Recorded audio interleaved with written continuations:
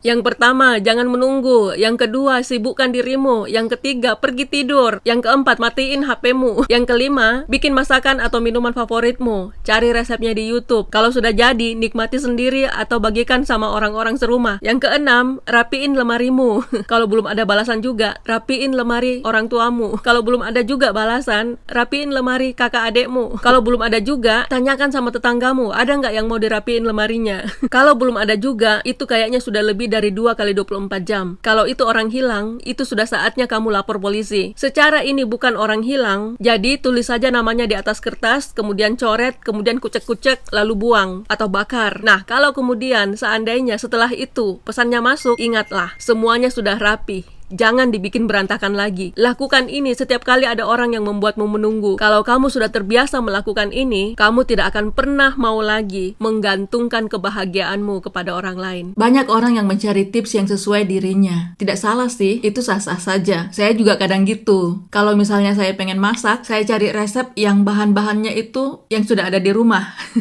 Setidaknya yang memungkinkan lah untuk saya buat. Kalau enggak, ya saya ganti tips. Akan tetapi, ini menjadi masalah kalau misalnya kita punya keinginan besar, tapi kita ingin tips yang ringan-ringan saja. Ingin sukses, tapi cari cara yang gampang dan yang instan. Kalau butuh kerja keras dan disiplin, butuh skill, butuh mikir, kita pikir, orang ini ribet amat sih. Yang lain, tips yang lain mana? Ingin tubuh yang langsing ideal, tapi kita cari tips yang tanpa diet, tanpa olahraga, tanpa biaya, nggak pakai lama. Nah loh, ingin happy relationship, tapi tipsnya jangan yang susah-susah ya kak. Kak Kian saja yang cariin saya bule yang baik, yang kaya dan pengertian, dan yang mau menerima saya apa adanya. 6 fakta lucu chatting sama bule. Yang pertama, kalau dia chattingin kamu pagi, siang, malam, itu bukan tanda cinta, itu artinya dia nggak ada kerjaan. Kedua, ketika kita merasa ada sesuatu yang salah, biasanya itu memang ada sesuatu yang salah. Ketiga, ini seperti shopping sepatu. Kalau ada yang terasa mengganggu, kita mikirnya terlalu lama, dan banyak nggak enaknya, berarti dia bukan. Yang keempat, mungkin saja dia itu ganteng, sopan, penuh perhatian, dia juga real, tapi dia hanya ingin sebatas chatting saja, chatting forever. Yang kelima, dia mungkin beneran sayang banget sama kita. Dia tiap hari video callan, dia sopan, dia nggak ada UUD-nya, nggak ada ciri-ciri scammer, tapi dia tidak berusaha, nggak ada usahanya untuk datang bertemu secara real. Yang keenam, dia datang ke dalam kehidupan kita bagaikan pangeran berkuda. Dia menaklukkan hati kita, merontokkan keangkuhan kita. Lalu suatu hari, nggak ada angin, nggak ada hujan, dia pun menghilang. Puff, bagai hantu.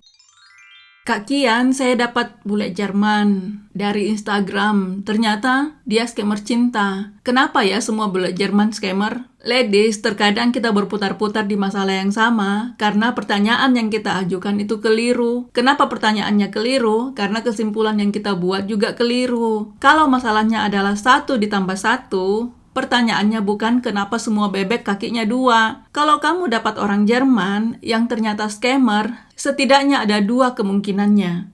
Yang pertama, kalau dia mengaku orang Jerman, itu belum tentu benar dia memang benar orang Jerman. Mungkin saja dia orang bangsa lain atau warga negara lain. Dia hanya pakai profil atau identitas sebagai orang Jerman. Lain kali atau kepada yang lain, mungkin dia pakai profil orang UK atau orang Amerika atau orang apa gitu. Namanya juga scammer kan, penipu. Tidak jelas mana kata-katanya yang benar dan mana yang karang-karangannya saja. Kemungkinan yang kedua, mungkin memang benar dia orang Jerman. Tapi bukan berarti semua orang Jerman itu scammer. Lain kali kamu mungkin akan dapat scammer yang orang Nigeria, atau orang Cina, orang Kamboja, orang Turki, orang Bangladesh, dan lain-lain. Atau mungkin orang Indonesia juga. Tapi bukan berarti semua orang Indonesia itu scammer kan? Scammer cinta itu tujuannya adalah untuk mengelabui calon korbannya dengan iming-iming yang ujung-ujungnya adalah duit. Jadi kalau kamu diminta transfer apa gitu, itu artinya dia sudah scammer. Mereka juga tahu bahwa banyak wanita yang gampang klepek-klepek sama bule-bule ganteng. Makanya banyak scammer yang memakai foto atau identitas sebagai bule untuk menjaring korbannya. Jadi jangan terpaku sama fotonya atau identitasnya atau profilnya. Coba kenali lebih jauh lagi. Ngobrol lebih lama lagi. Dan jangan lekas baper. Kak Kian, aku juga ingin jodoh bule tapi aku tidak bisa bahasa Inggris.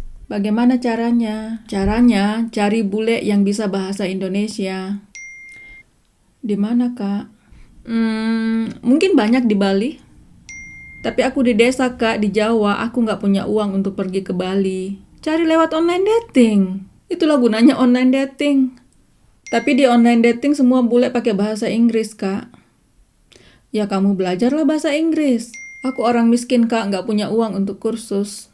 Kan belajar bahasa Inggris tidak harus kursus. Belajar dari channel-channel di YouTube juga bisa kok. Tapi aku sudah tua Kak, aku nggak bisa lagi belajar bahasa Inggris. Loh, jadi gimana dong? Kak Kian aja yang cariin aku bule. Kalau saya perhatikan, masalah banyak bunga yang cari pacar di dating apps atau di situs online dating, itu bukan karena mereka kurang cantik atau kurang menarik, tetapi karena ini dunianya dunia online, tetapi mereka mindsetnya mindset cilok, cinta lokasi. Mereka PDKT sama seseorang di aplikasi kencan atau di situs dating online, tetapi pola pikirnya itu kayak orang yang PDKT di kampus misalnya, atau yang PDKT dengan teman sekerja, atau dengan tetangganya, atau apalah. Yang jelas mereka tidak menggunakan mindset atau cara berpikir yang mestinya disesuaikan dengan dunia online dating, atau bahkan mungkin mereka tidak pakai mikir hanya mengikuti perasaan saja, asalkan hati nyaman, obrolan nyambung, chatting setiap hari, apalagi kalau si dia yang selalu chat duluan, apalagi kalau si dia sudah bilang cinta, sudah janji mau datang, sudah kirim paket hadiah, dianggap itu artinya si dia sudah benar-benar tertarik dan jujur dan serius. Padahal ini dunia online, situasinya tidak sesimpel itu Esmeralda. Kak Kian, ada bule yang minta alamat rumah karena mau kirim paket hadiah. Aku harus gimana? Ladies, ingat ya, kirim paket hadiah banyak dijadikan sebagai modus penipuan oleh para penipu. Kita sebut saja istilahnya, mereka adalah scammer cinta, para penipu bermodus cinta. Modus ini sudah sangat biasa, sudah lama sebenarnya. Sudah banyak korbannya. Kenapa masih dipakai? Karena masih banyak orang yang tidak tahu. Masih banyak yang menjadi korban, masih menguntungkan lah istilahnya. Jadi modusnya itu begini, mereka menjanjikan akan kirimin kita paket hadiah dengan iming-iming di dalam paket itu ada barang-barang berharga dan uang. Mungkin dia bahkan kirimin kita foto-foto paket itu, atau dia mengirimkan kita fotonya dia sedang selfie di loket pembayaran atau di tempat pengiriman barang itu, supaya kita percaya. Padahal mungkin saja foto-foto itu dikirim ke banyak calon korban lainnya. Lalu beberapa hari kemudian, ketika katanya dia sudah mengirimkan barang itu, ada seseorang yang menelpon kita yang mengaku dari agen pengiriman barang, dan tentu saja ini mereka satu komplotan. Agen itu akan kasih tahu kita bahwa ada paket kiriman atas nama kita, lalu kita diminta bayar biaya apa gitu, biaya cukai atau pajak atau apa, entah 2 juta, 8 juta, atau berapa ratus ribu rupiah gitu. Si dia akan membuat kita berpikir bahwa biaya itu kecil saja sebenarnya, karena di dalam paket itu ada dia selipkan uang 10.000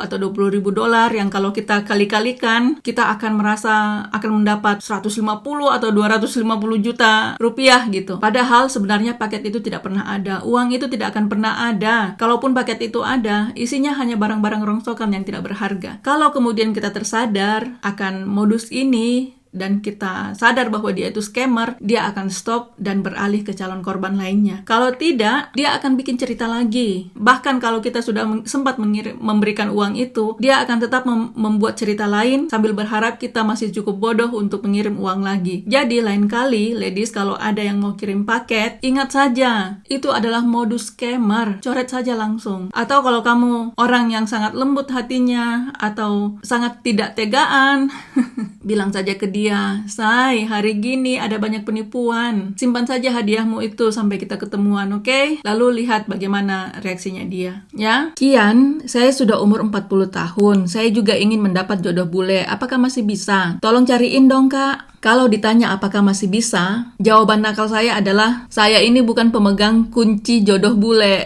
Bukan juga orang admin yang menerima pendaftaran.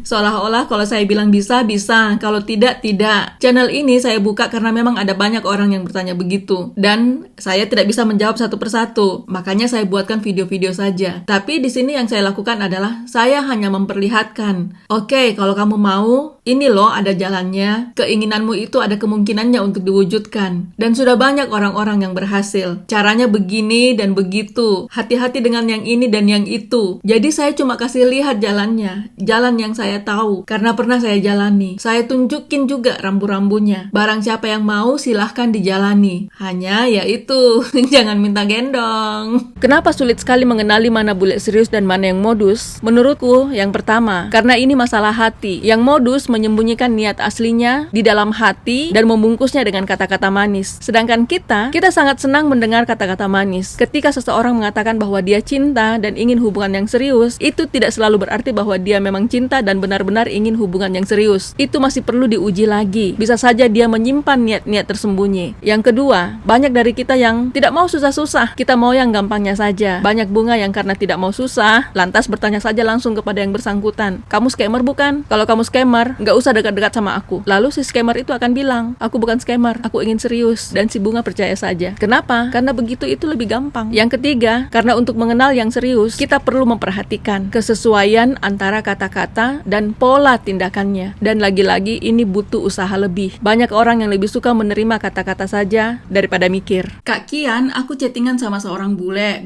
Eropa. Katanya dia cinta sama aku. Dia mau datang menikahi aku. Aku juga cinta sama dia. Tapi dia suka minta aku casting sabun mandi, Kak. Gimana ya cara smart untuk bilang tidak? Cara paling smart untuk bilang tidak adalah bilang saja tidak. No, I don't do it. Titik. Kamu bahkan tidak perlu minta maaf. Dan kamu tidak perlu menjelaskan kenapa tidak mau. Just say no. Tutup kamera, offline. Sebenarnya ketika pikiran itu sudah muncul, itu artinya kamu sudah salah orang. Artinya, bukan dia berharap seseorang akan mencintaimu. Setelah kamu berusaha ini itu sama saja kayak kamu berharap kodok berubah menjadi pangeran setelah kamu kecup keningnya. Jadi apa yang harus kamu lakukan? Yang pertama, ganti. Memang masalahnya adalah mungkin kamu juga tidak melihat ada pilihan-pilihan lain. Bahkan mungkin kamu pun sudah sadar bahwa itu kodok. Tapi kamu pikir, itu normal kok. Makanya kamu pikir kamunya yang harus berjuang lebih keras lagi agar si dia berubah. No. Yang kedua, fokuslah kepada dirimu. Sayangi dirimu, bahagiakan dirimu sendiri. Ini memang kedengarannya egois, tapi beginilah kehidupan. Tidak ada seorang pun yang bertanggung jawab untuk mencintaimu dan membuatmu bahagia. Itu tugasmu sendiri. Tugas kita masing-masing terhadap diri sendiri. Yang ketiga, buatlah definisi orang seperti apa yang kamu inginkan. Dan seberapa besar usaha yang siap kamu lakukan dalam relationship. Kalau dia cocok, kamu cocok, ayo. Kalau enggak, ya sudah, cari yang lain. Bagaimana kalau profil si bule di aplikasi atau di situs dating sudah hilang? Apakah artinya dia serius? Begini, ketika si dia sudah serius sama seseorang, kemungkinannya dia akan menutup profilnya. Karena mungkin dia merasa dia sudah menemukan apa yang dia cari. Logikanya begitu. Tapi antara profilnya yang hilang dengan apakah dia serius sama kamu, itu dua hal yang berbeda. Kenapa profilnya hilang? Itu ada beberapa kemungkinannya. Entah mungkin dia menutup akunnya, entah untuk sementara atau untuk selamanya, atau mungkin dia pindah ke aplikasi atau ke situs lainnya. Atau mungkin dia hanya bosan saja. Atau mungkin dia sudah menemukan seseorang yang dia cari. Pertanyaannya adalah apakah yang dia temukan itu adalah dirimu ataukah orang lain?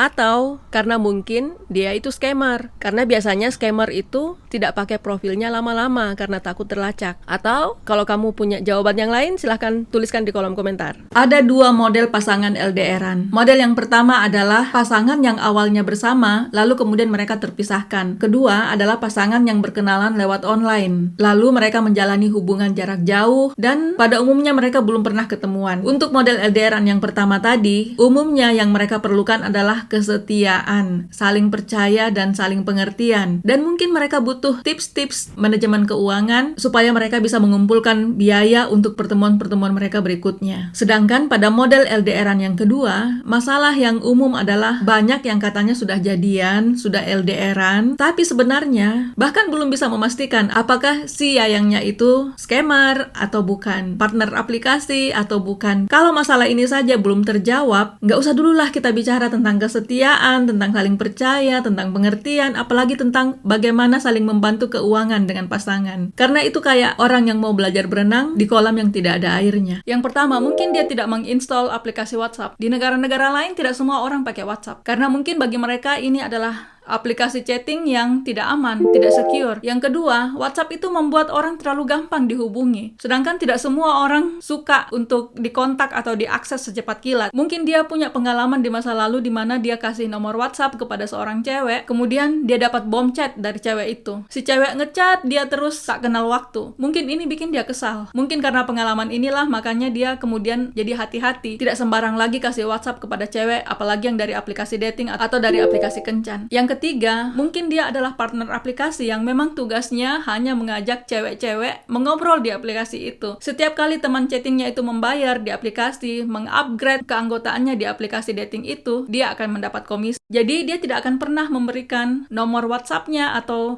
nomor kontak pribadinya kepada kamu.